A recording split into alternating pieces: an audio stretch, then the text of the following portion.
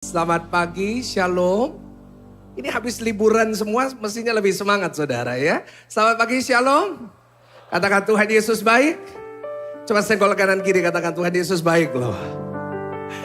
Yang percaya Tuhan Yesus baik, kasih tepuk tangan yang paling luar biasa. Tulis di live chat. Saya boleh minta ganti mic ya, karena mungkin ada masalah. Saudara yang di rumah, jangan lupa tulis di live chat, Tuhan Yesus baik. Gimana kabar saudara semua? Baik? Udah liburan? Udah nonton Doctor Strange? Saya kemarin nonton di Jakarta. Dan saya lihat bioskop itu penuh dengan orang. Tapi hari ini saya bersyukur bukan cuma bioskop yang penuh.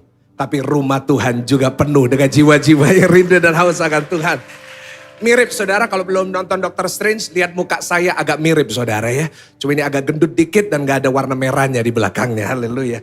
Nah Bapak Ibu Saudara, kita buka Alkitab kita bersama-sama. Lukas pasalnya yang kelima, ayatnya yang pertama sampai ayatnya yang ke-11. Secara cepat kita mau buka, mungkin bisa mikrofon saya Serafim boleh bantu ganti. Karena dari kemarin mikrofon ini sedikit bermasalah. Tapi saya percaya mikrofon yang rusak sekalipun tidak menghalangi pesan Tuhan yang dahsyat. Yang percaya katakan amin. Ya, Lukas 5 ayat yang pertama sampai ayat yang ke-11. Karena ini 11 ayat saya akan bacakan buat saudara. Demikian firman Tuhan. Dikatakan pada suatu kali Yesus berdiri di pantai Danau Genesaret. Sedang orang banyak mengerumuni dia hendak mendengarkan firman Allah. Ia melihat dua perahu di tepi pantai. Nelayan-nelayannya telah turun dan sedang membasuh jalannya. Ketika ia naik ke dalam salah satu perahu itu, yaitu perahu Simon, menyuruh dia supaya menolakkan perahunya sedikit jauh dari pantai. Lalu ia duduk dan mengajar orang banyak dari atas perahu. Setelah selesai berbicara, ia berkata kepada Simon, atau kita kenal sebagai Petrus, bertolaklah ke tempat yang dalam dan tebarkan jalamu untuk menangkap ikan. Ayat 5, Simon menjawab, Guru, telah sepanjang malam kami bekerja keras. Sudah sepanjang malam kami cari ikan. Dan kami tidak, saudara, menangkap apa-apa. Tetapi karena, saudara? Engkau menyuruh. Aku akan menebarkan jala juga. Dan setelah mereka melakukannya, mereka menangkap sejumlah besar ikan. Sehingga jala mereka mulai koyak. Lalu mereka memberi isyarat kepada teman-temannya di perahu yang lain. Supaya mereka datang membantunya. Perhatikan, dan mereka itu datang lalu bersama-sama mereka mengisi kedua perahu itu. Dengan ikan hingga hampir tenggelam. Ketika Simon Petrus melihat hal itu, ia pun tersungkur di depan Yesus dan berkata, Tuhan, pergilah daripadaku. Karena aku ini seorang berdosa. Petrus menyadari bahwa dirinya tidak layak untuk menghadap Yesus. Ayat 9, sebab ia dan semua orang yang bersama-sama dengan dia takjub. Oleh karena banyaknya ikan yang mereka tangkap. Demikian juga Yakobus dan Yohanes, anak-anak Zebedeus, yang menjadi teman Simon. Kata Yesus kepada Simon, jangan takut. Mulai dari sekarang engkau akan menjala manusia. Ayat 11 baca sama-sama karena ini ayat penting. 1, 2, 3. Dan sesudah mereka menghela perahu-perahu ke darat. Mereka pun saudara?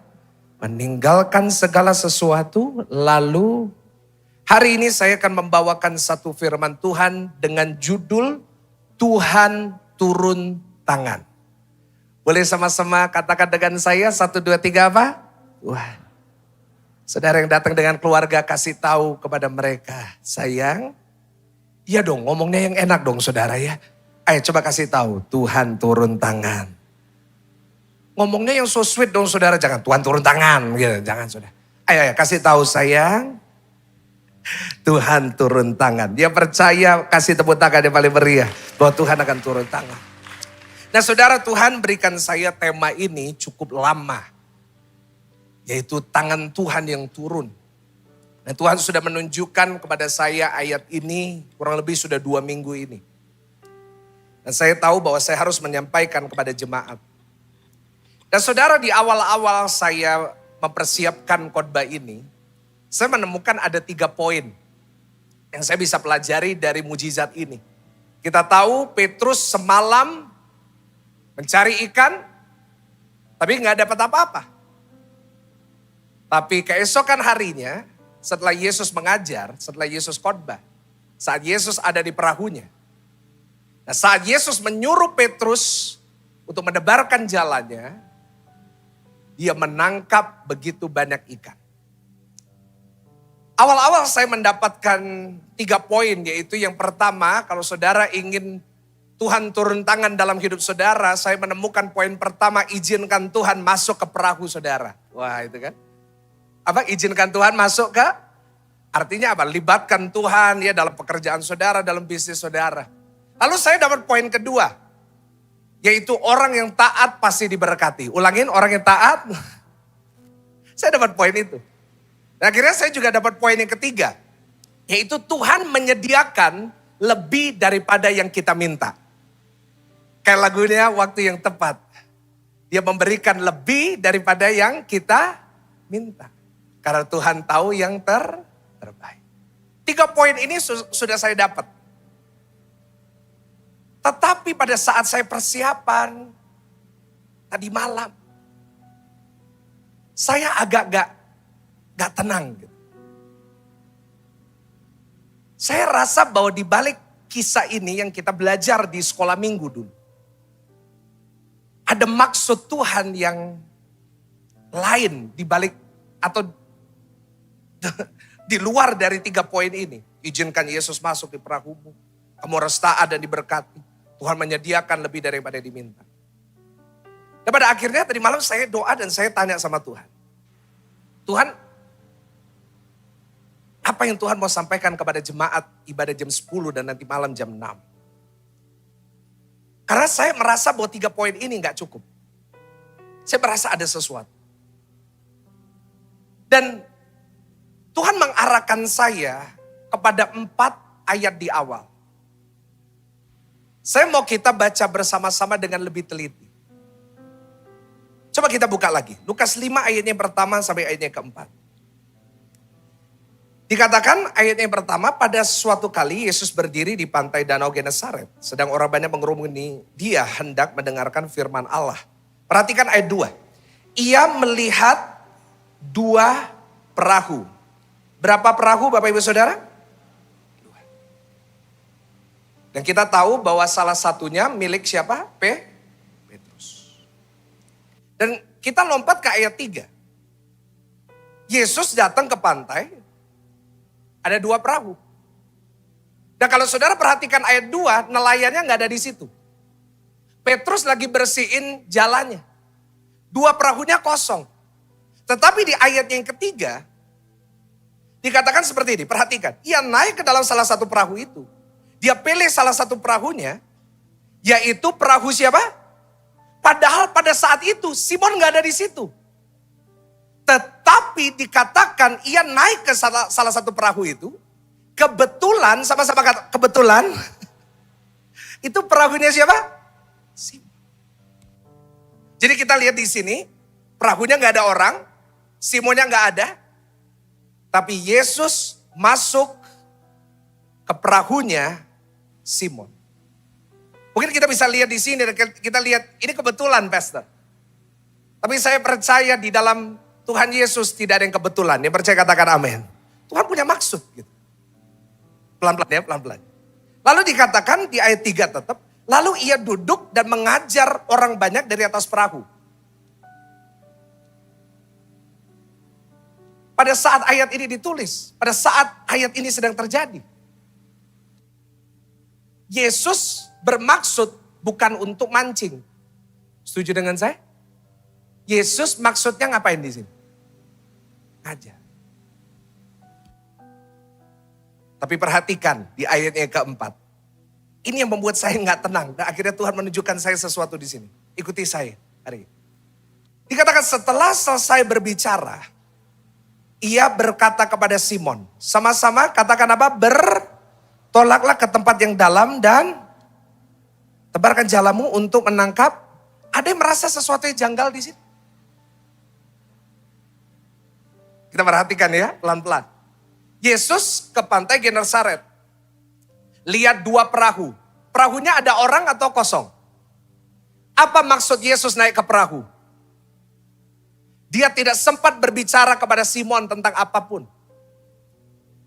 Pembicaraan Yesus dengan Simon cuma satu kalimat.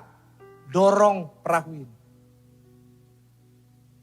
Tetapi setelah Yesus selesai mengajar, tampilkan ayatnya keempat. Setelah selesai berbicara, ia berkata apa saudara? Mancing. Perhatikan di sini. Perhatikan di sini. Ada 2 poin yang saya dapat pada saat saya membaca 3 ayat ini. Yang pertama, Tuhan Yesus sengaja memilih perahu Petrus. Setuju dengan saya? Gak ada orangnya, dia pilih. Yang kedua, kenapa Yesus menyuruh Petrus menangkap ikan? Meskipun belum bicara apa-apa. Poin yang kedua saya catat. Tuhan Yesus bukan cuma sengaja memilih perahu Petrus. Tetapi Tuhan Yesus juga tahu bahwa Petrus tidak menangkap ikan. Setuju dengan saya? Karena itu waktu naik ke perahu setelah bicara, Yesus ngomong apa? Pergi nangkap ikan. Jadi saya menyimpulkan satu hal. Dan ini juga sangat relevan dengan kehidupan saudara dan saya. Satu hal yang saya simpulkan dari kisah ini adalah bahwa Tuhan Yesus kita itu maha tahu. Lagi sama-sama dengan saya menyimpulkan bahwa Tuhan Yesus apa saudara? Tahukah saudara sebelum saudara menghadapi masalah itu, Tuhan tahu. Tahukah saudara kalau hari ini saudara sedang sakit, Tuhan apa? Kalau hari ini saudara punya masalah yang saudara tidak bisa ceritakan kepada orang lain karena saudara takut malu dengan masalah itu, Tuhan Yesus tahu. Sebelum masalah itu datang dalam kehidupan saudara, sebelum badai itu terjadi dalam kehidupan saudara, sebelum kekurangan itu terjadi dalam kehidupan saudara, Tuhan itu tahu semuanya. Dan hari ini pesan saya buat saudara, Tuhan bukan cuma tahu, tapi hari ini dia hadir untuk menyediakan apa yang saudara perlukan. Kasih tepuk tangan yang paling luar biasa. Tuhan Yesus tahu. Kita barusan tepuk tangan tentang itu. Tuhan Yesus tahu. Tuhan Yesus tahu itu perahunya Petrus. Tuhan Yesus tahu bahwa Petrus tidak menangkap. Dan pada saat saya dapat poin ini, tiba-tiba Tuhan memunculkan sebuah pertanyaan dalam hati saya. Kalau Tuhan kita yang maha tahu, kalau Tuhan bisa membuat ikan muncul pada siang itu, dikatakan apa? Di saat Yesus suruh, tebarkan jala, ikannya banyak atau dikit? Kalau Tuhan tahu, yang tahu itu, yang maha kuasa itu, bisa membuat ikan muncul saat dia berada di atas perahu Petrus. Pertanyaan saya gini, tolong bantu saya jawab. Bisa nggak Tuhan Yesus membuat ikan itu muncul di malam sebelumnya? Boleh jawab? Pernah kita pikir itu? Kita kan menyimpulkan Tuhan maha tahu. Karena itu Tuhan tahu ke perahunya Petrus. Kita tahu Tuhan menyuruh Petrus nangkap ikan. Karena dia tahu tadi malam Petrus udah kerja, gak dapat apa-apa. Bisa nggak Tuhan munculin itu semalam sebelumnya? Jawaban saya bukan cuma bisa, sangat bisa. Kenapa? Karena kita percaya bagi Tuhan tidak ada yang apa? Sama-sama di rumah tulis di live chat, sangat bisa. Kalau Tuhan tahu, saudara akan hadapin penyakit itu. Saya rasakan dalam roh saya ada dari saudara baru didiagnosa oleh dokter. Kalau Tuhan tahu saudara akan sakit itu, bisa nggak sebelum penyakit itu terjadi Tuhan menyembuhkan saudara dulu? Kalau Tuhan tahu saudara uangnya akan ditipu, karena dia maha tahu, bisa nggak Tuhan menghindarkan kita dari orang yang menipu kita? Pertanyaannya, kenapa Tuhan tidak menghindarkan?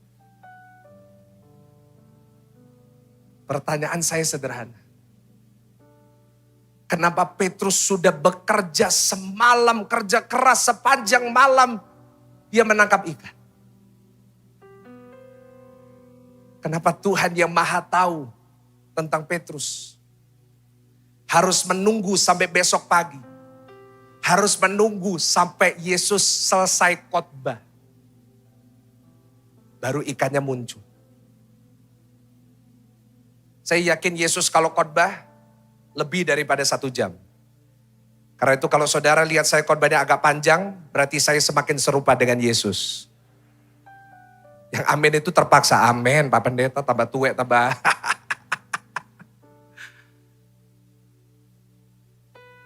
Kenapa kok Tuhan yang tahu bahwa Petrus udah kerja sepanjang malam. Petrus udah kehabisan cara, kok gak dapat apa-apa ya? Kenapa kok Tuhan gak bekerja pada saat itu? Kenapa dia harus seakan-akan menunggu sampai besok? Pernah saudara dalam posisi itu? Saudara udah ngelakuin yang terbaik? Saudara udah kerja keras? Saudara udah puter otak? Jangan suka puter otak, nanti stroke loh saudara. Kita udah puter otak, banting tulang, apalagi yang dibanting cuma. Tetapi seakan-akan kita sudah melakukan yang terbaik tetapi tidak menghasilkan apa-apa. Pernah saudara dalam posisi? Pernah saudara sudah kehabisan cara dan saudara berkata, Tuhan ini gak bisa. Saya sering. Saya banyak mengalami itu. Dan seakan-akan saat kita udah ngelakuin yang terbaik dan tidak terjadi apa-apa. Seakan-akan sangat sulit untuk kita percaya bahwa Tuhan itu turun tangan. Setuju dengan saya? Tuhan kok gini ya Tuhan? Aku udah ngelakuin apa yang aku bisa. Aku udah cari cara, aku udah ketemu sama orang ini, aku sudah ini. Tetapi gak ngasilin apa-apa. Dan bahkan seakan-akan tangan Tuhan itu bukan turun memberkati. Apa judul dari khotbah saya? Tuhan. Tetapi pernahkah saudara merasa justru tangan Tuhan bukan turun memberkati. Tetapi seakan-akan tangan Tuhan turun untuk menahan berkat itu. Itu yang Tuhan mau saya sampaikan kepada jemaat. Tentang Tuhan turun tangan. Karena saya ingin katakan satu pesan Tuhan bagi setiap saudara. Tangan Tuhan tidak hanya bicara tentang memberkati. Tapi lewat kisah mujizat ini kita bisa belajar. Bahwa tangan yang sama yang menghadirkan ikan banyak dalam perahu Petrus sampai dia harus panggil temannya. Juga tangan yang sama yang menahan ikan di malam sebelumnya. Yang setuju katakan yes. Ini adalah satu konsep yang seringkali kita lupa. Bahwa saya catat tangan Tuhan tidak hanya bisa memberikan berkat. Saya percaya bagi Tuhan memberkati saudara itu gampang.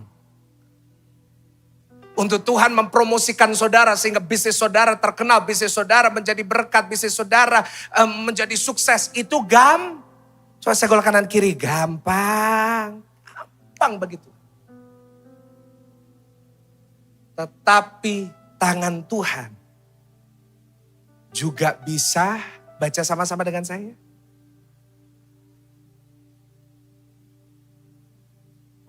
Saya kasih menahan dengan tanda kutip. Karena seringkali itu yang kita rasa.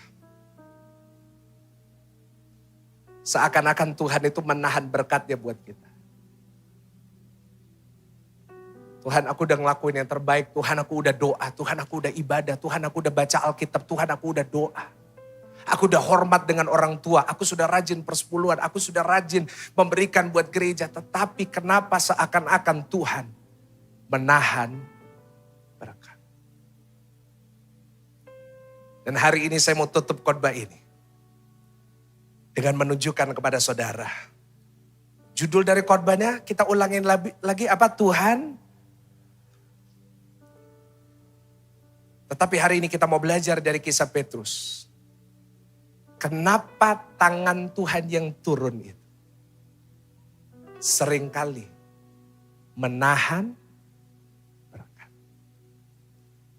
Saya rasakan dalam roh saya. Ada beberapa dari saudara di sini, saudara sedang merasa Tuhan menahan berkat. Tapi izinkan saya menunjukkan kepada saudara, izinkan saya jadi juru bicaranya Tuhan. Untuk saya menyampaikan pesannya, kenapa kok doa saudara belum dijawab? Kenapa saat kita sudah lakukan yang terbaik, tetapi kita tidak menghasilkan apa-apa? Kenapa Tuhan tidak turun tangan memberkati, tapi justru seakan-akan menahan? Ada 2 poin yang akan saya bawa. Sama-sama kita baca Lukas 5 ayatnya yang ke-5. Coba kita baca dari ayat 4 dulu. Lukas 5 ayat yang ke-4 sampai 5 dulu. Saya mau kita baca bersama-sama supaya lebih meresap. 1, 2, 3. Setelah selesai berbicara, ia apa? Berkata kepada Simon dengan keras, katakan apa? Bertolaklah ke tempat yang dalam dan tebarkan jalamu untuk apa saudara? Menangkap ikan. Ayat berikutnya, Simon menjawab, apa? Guru, telah sepanjang malam kami bekerja keras dan kami tidak stop di sini. Saya ulangin buat saudara.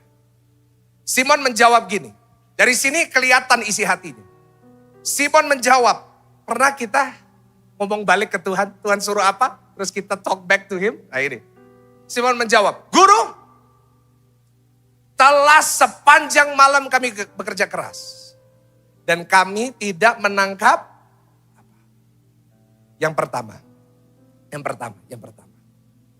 Kenapa Tuhan seringkali menahan berkatnya? Seakan tangan Tuhan turun dan menahan berkatnya. Karena yang pertama, untuk mengingatkan kita akan keterbatasan kita. Ulangin sama-sama dengan saya, mengingatkan kita akan, tulis di live chat, mengingatkan kita akan keterbatasan kita. Coba tampilin lagi ayatnya. Dikatakan guru, sepanjang malam kami bekerja keras dan kami tidak menangkap apa-apa. Kita lompat ke ayat 8. Pastor kok jauh banget? Ikuti saya.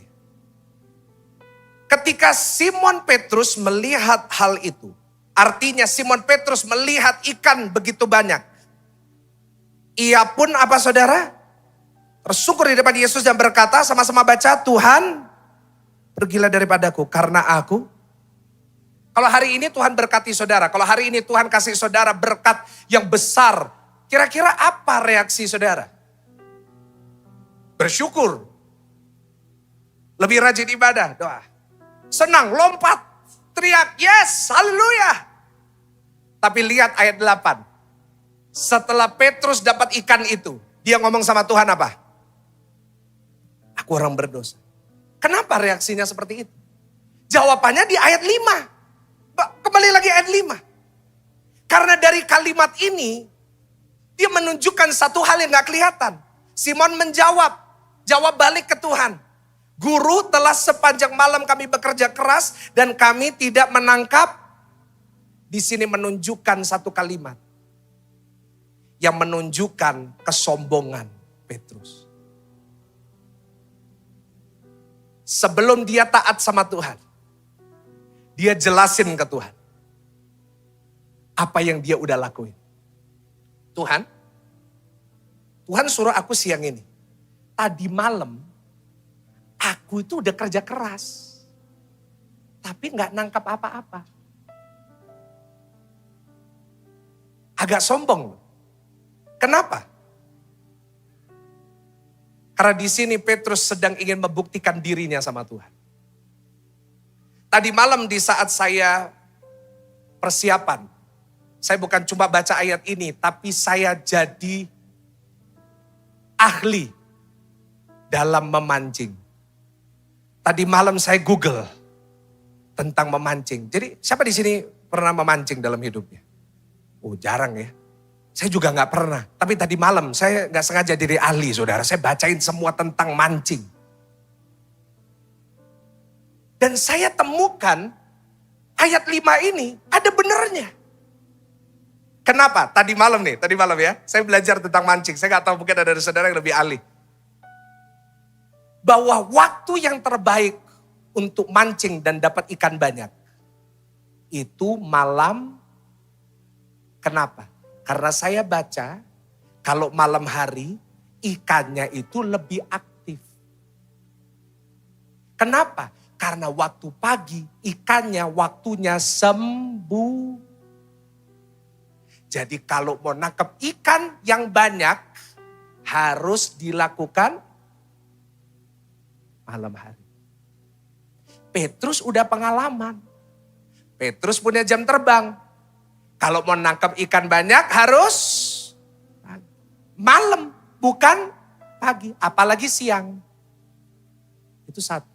Dan saya juga membaca bahwa yang kedua, kenapa harus mancingnya malam? Karena tidak ada kompetisi. Karena waktu malam semuanya lagi bobo. Malam gak ada orang. Karena itu tadi kita baca perahunya ada berapa?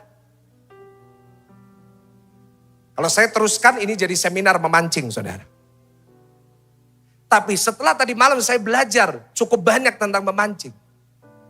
Saya melihat apa yang Petrus katakan di sini. Mengandung sebuah kesombongan. Tuhan gak perlu ngajarin aku deh. Aku udah tadi malam. Siang gak mungkin ada ikan. Tadi malam aku udah kerja keras gak dapat apa-apa.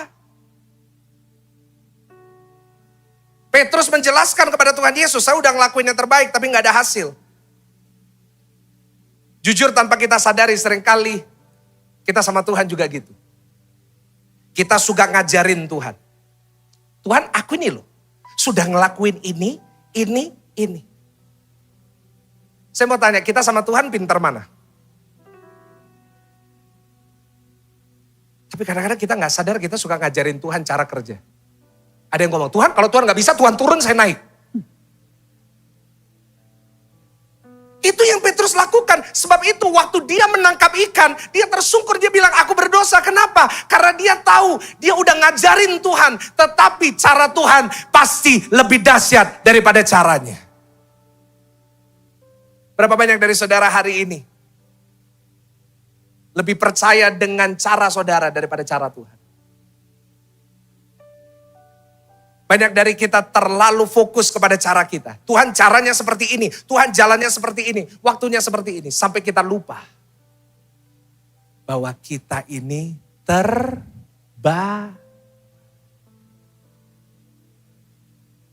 Yang bahaya dari orang yang pintar kerja, yang bahaya dari orang yang kaya, yang bahaya dari orang yang depositonya banyak, mobilnya bagus, rumahnya bagus, tidak ada hutang.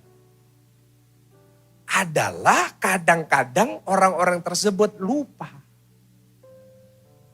bahwa dirinya itu terbatas. Dan saya catat kelemahan manusia yang terbesar adalah gampang jadi sombong. Orang kalau udah kaya dikit, sukses dikit, jalannya lain. Kalau biasanya jalannya biasa, kaya dikit jalannya mulai naik. Lebih kaya lagi mulai naik. Lama-lama kayak gini. Saya terlalu sering bertemu orang yang sudah diberkati. Akhirnya jadi sombong. Kenapa? Karena merasa dia punya pengalaman. Merasa punya jam terbang. Pilot kali saudara ya jam terbang. Merasa punya skill. Sehingga menjadi Bapak ibu saudara yang saya kasih, kenapa hari ini Tuhan menahan berkat? Karena mungkin Tuhan hari ini mau ingatkan kepada kita akan keterbatasan kita.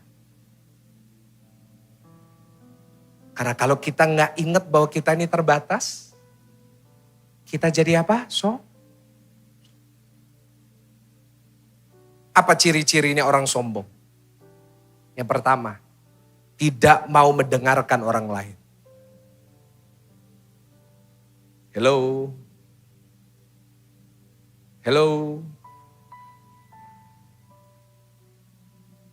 Tidak mau dengerin istri. Pak, kamu tuh tahu apa sih? Kamu tuh 3M. Maca, masak, mana? Kamu gak usah banyak ngomong lah. Kamu gak pernah ikut kerja. Aku yang kerja, aku yang cari duit. Hati-hati Pak. Saya lihat wajah bapak-bapak udah mulai, ini siapa sih pendeta berewokan ini baru masuk. Tapi wajah ibu-ibu hari ini bersinar. Bu, tapi jangan lupa Bu. Kalau diomongin suami jangan bantah Bu. Nah ini bapak-bapak mulai senyum. Iya Pak Pendeta ini bagus gak taunya belum selesai dengar. Anak-anak muda. Kita kadang-kadang suka bantah orang tua karena kita merasa orang tua ini kolot. Ini orang tua ngerti apa sih? Ini bukan zamannya Bung Karno, ini zamannya Jokowi. Haleluya. Ini udah millennials man. Orang tua ngerti apa? No. Saat kita udah mulai gak mau dengerin orang lain. Saat kita know it all, ngerti. Merasa diri kita pengalaman, hati-hati. Itu sombong. Petrus ngomong, Tuhan aku udah kerja semalam. Yang kedua, orang yang sombong adalah orang yang merasa dirinya paling benar.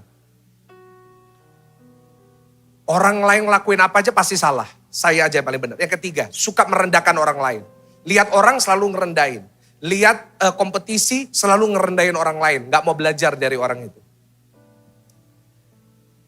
Kenapa Tuhan izinkan dia tahan berkatnya dulu? Kenapa Tuhan izinkan Petrus udah kerja sepanjang malam. Meskipun dia udah tahu dia pinter. Meskipun dia tahu dia sudah bisa ngelakuin semua. Meskipun dia tahu dia jam terbangnya tinggi. Dia ngerti untuk mancing malam. Dia ngerti di bagian mana dia harus memancing. Kenapa Tuhan izinkan dia melakukan yang terbaik. Tapi tidak menghasilkan apa-apa. Untuk mengingatkan Petrus. Kamu ini terbatas. Bahkan saya catat Tuhan mengizinkan Petrus berada di titik terendah. Ulangin apa saudara? Titik. Dia udah ngelakuin apapun semuanya. Tidak bisa apa-apa. Untuk menyadarkan akan keterbatasan dia. Dan kebetulan yang namanya Danau Genesaret. Ulangin, danau apa? Kita baru saja membaca di sini. Sebuah danau. Kita lihat di Danau Genesaret. Tahukah saudara? Nanti saudara boleh Google Map. Danau Genesaret itu titik terendah di dunia. Nanti baca di rumah. Saya udah Google. Itu berada di titik terendah. Kenapa Tuhan mengerjakan 18 dari 37 mujizatnya di sekitar Danau Genesaret di bagian yang terendah. Karena seringkali Tuhan membawa kita kepada titik terendah untuk Tuhan mengangkat kita. Tuhan seringkali mengizinkan kita untuk merasa bahwa mujizat kita itu ditahan. Untuk menyadarkan kepada kita. Sehebat-hebatnya saya, sekaya-kayanya saya tetap terbatas. Bapak ibu saudara yang saya kasihi, ingat, saya catat. Karena kita adalah manusia yang terbatas, pastikan kita berada di dalam Tuhan yang tidak terbatas. Kasih tepuk tangan dulu yang paling luar biasa, yang paling dahsyat. Tuhan menahan Petrus untuk mendapat ikan, untuk menyadar. Seringkali Tuhan menahan sesuatu dalam hidup saudara. Supaya saudara bisa melihat kuasanya yang tidak terbatas dalam hidup saudara. Ingat Abraham dan Sarah, ingat? Abraham dan Sarah doa mau punya anak. Usia 70 belum punya, 80 belum punya. Abraham punya anak usia berapa? 100. Sarah usia berapa? 90. Saya mau tanya kepada saudara, kalau hari ini saudara pulang jalan-jalan ke PTC.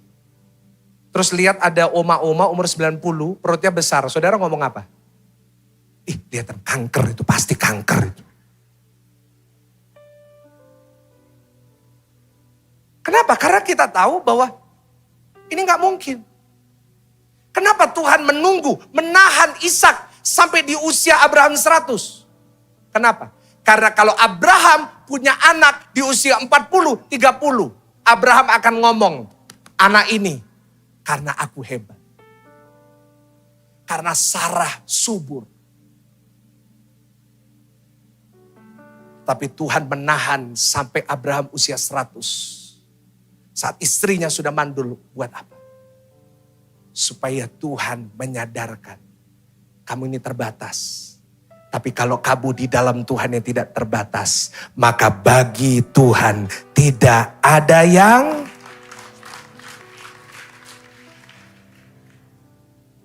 Tuhan menahan mujizat bagi Paulus. Paulus pernah berkhotbah, saya pernah khotbah tentang ini. Dia berkata, ada duri dalam dagingku. Ingat saya khotbah itu? Ada duri dalam. Aku sudah berdoa kepada Tuhan, Tuhan ambil. Tetapi berkali-kali Tuhan tidak mengambil. Kenapa Tuhan menahan? Supaya Paulus bisa berkata di akhir dari pelayanannya. Filipi 4 ayat 13. Filipi pasalnya keempat ayatnya ke-13. Filipi 4 ayatnya ke-13. Satu ayat yang seringkali kita taruh di stiker mobil kita. Kita taruh di wallpaper kita. Kita taruh di kaca kita. Sama-sama baca dengan saya. 1, 2, 3. Apa? Segala perkara dapat kutanggung di dalam Dia yang memberikan. Paulus kaya, Paulus hebat, tetapi ada satu duri dalam dagingnya yang Tuhan tidak ambil. Supaya Paulus bisa mengajarkan kepada saudara dan saya, segala perkara bisa ditanggung. Bukan saat saya kuat, bukan di saat saya kaya, bukan di saat saya hebat, tetapi di dalam Tuhan.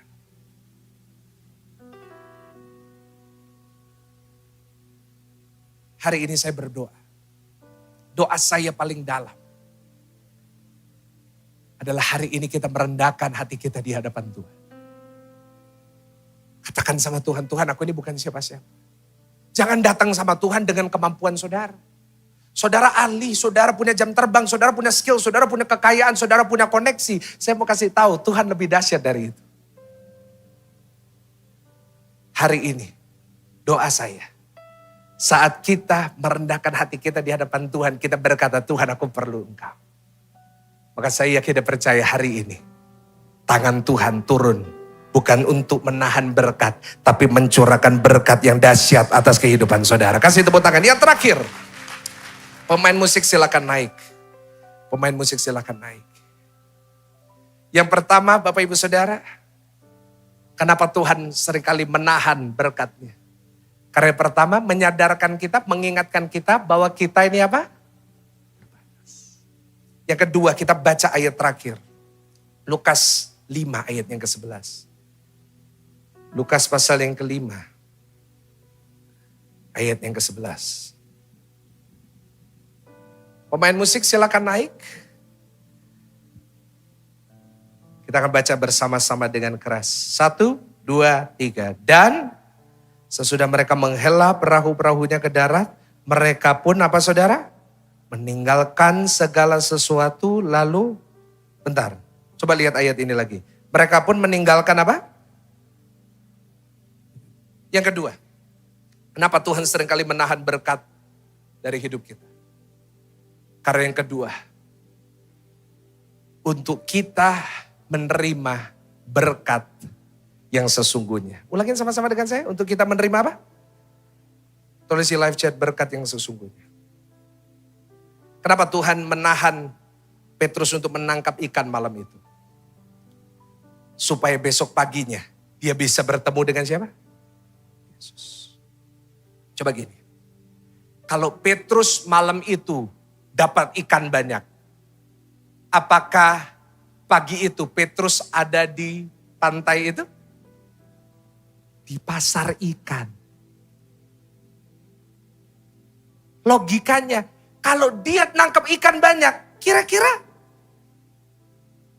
dia lagi cuci jalannya.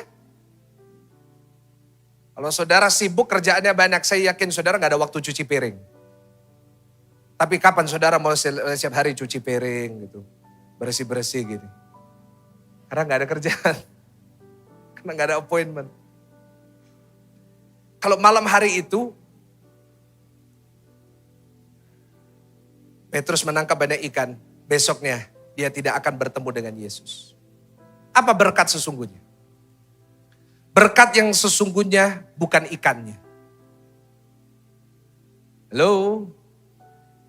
Berkat sesungguhnya bukan apa? Tapi berkat yang sesungguhnya adalah dia mendapatkan Tuhan Yesus. Siapa hari ini merasa saat kita dapat Tuhan Yesus, kita diberkati. Kasih tepuk tangan yang paling luar biasa. Ayat 11. Ayat 11. Kita sambil bangkit berdiri. Sambil kita bangkit berdiri. Sesudah mereka menghela perahu-perahunya ke darat. Mereka pun, apa Bapak Ibu Saudara?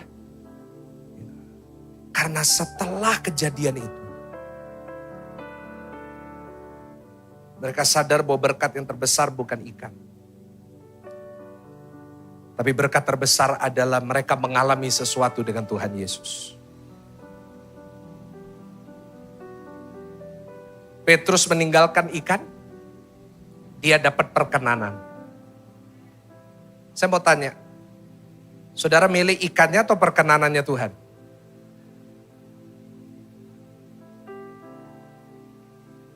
Ingat kisah para rasul? Petrus khotbah, ribuan orang bertobat, dibaptis. Saudara ingat? Apa yang Petrus lakukan membuat revival di semua kota di seluruh Asia pada saat itu. Gereja buka, gereja buka, gereja buka. Kira-kira saat Petrus bicara di depan ribuan orang, pertanyaan saya, kira-kira apakah Petrus memikirkan ikan yang dia tinggalin? Ikannya udah basi, udah dimakan kucing. Tapi karena hari itu, Petrus menemukan berkat yang sesungguhnya. Dia meninggalkan ikan, dia dapat perkenanan. He left the fish, he got the favor.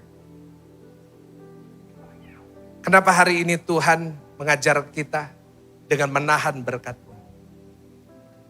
Supaya hari ini kita sadar, berkat sesungguhnya itu bukan doa kita dijawab. Berkat sesungguhnya adalah di saat kita mengalami perjumpaan dengan Yesus. Dan hari ini kalau saudara mengalami perjumpaan dengan Yesus, itu gak akan pernah hilang sampai kapanpun. Pak, Bu, berkat itu bisa hilang kapan aja. Setuju dengan saya? Uang saudara, deposito saudara, mobil saudara, rumah saudara, villa saudara, jam tangan saudara, sepatu saudara, baju saudara, bisa hilang kapan aja. Semuanya bakal turun harganya, semuanya bakal hancur. Tetapi saat kita dapat Tuhan Yesus, saat kita punya pengalaman dengan Tuhan Yesus, saat kita bisa mengikut Yesus dengan segenap hati kita, itu berkat terbesar. Jangan cuma satu orang yang tepuk tangan, kasih tepuk tangan dulu buat.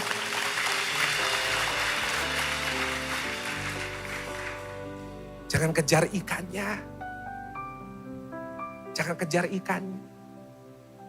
Jangan cuma kejar Tuhan, bikin aku kaya, bikin aku sukses, supaya aku bisa buktiin diriku sama mertuaku, supaya aku bisa buktiin sama orang dulu yang menghina aku. Itu percuma. Itu bisa hilang, mertua saudara bisa mati, saudara-saudara bisa mati. Dan bahkan saudara membuktikan diri saudara sama orang lain, mereka gak peduli. Tapi hari ini saat kita mengalami berkat yang terbesar, yaitu di saat kita berada di titik terendah, kita menemukan Yesus. Di saat kita berada dalam masalah, kita bertemu dengan Yesus. Maka hidup saudara ke depan dapat perkenanan, ada berkat. Apa yang tidak pernah saudara pikir, tidak pernah timbul dalam hati, Tuhan sediakan buat saudara. Jangan cuma kejar ikannya ya, kejar perkenanannya. Dan kau akan lihat Tuhan turun tangan dalam hidup. Pejamkan mata saudara. Seperti Petrus, hari ini kami tersungkur di hadapan-Mu Tuhan. Karena hari ini kami ingin berkata, kami orang berdosa. Ampuni kalau seringkali kami merasa kami bisa tanpa Tuhan. Ampuni saat kami merasa skill kami lebih dari cukup. Ampuni saat kami merasa jam terbang kami lebih hebat daripada kuasa Tuhan. Ampuni kami saat kami melakukan yang terbaik dengan mengandalkan kekuatan kami tanpa melibatkan Tuhan. Tapi hari ini seperti Petrus kami terus syukur, kami mau berkata, Tuhan kami sadar kami ini terbatas. Kami sadar bahwa kami ini bukan siapa-siapa. Kami sadar bahwa semuanya bisa hilang dalam hidup kami. Tetapi hari ini saat kami mendapatkan Yesus, maka berkat itu bukan hanya buat kehidupan ini, tetapi kehidupan selanjutnya kami memiliki Yesus. Kau jamah setiap hati di ruangan ini. Mungkin ada jemaatmu yang sedang menunggu jawaban doa itu. Hari ini hamba-Mu percaya saat jemaat Tuhan menjadi pelaku firman, maka jemaat Tuhan akan melihat Tuhan turun tangan, membuka pintu yang sebelumnya tertutup, membuka jalan yang sebelumnya buntu, untuk menyatakan bahwa bagi Tuhan tidak ada yang mustahil. Hamba-Mu sudah selesai berbicara. Biar firman ini terus berbicara di hari Senin kami sampai hari Sabtu. Sehingga hari ini kami mengalami Tuhan setiap hari dalam hidup kami. Di dalam nama Tuhan Yesus. Mari jemaat Tuhan yang sudah diberkati oleh firman Tuhan sama-sama kita katakan amin. Kasih tepuk tangan yang paling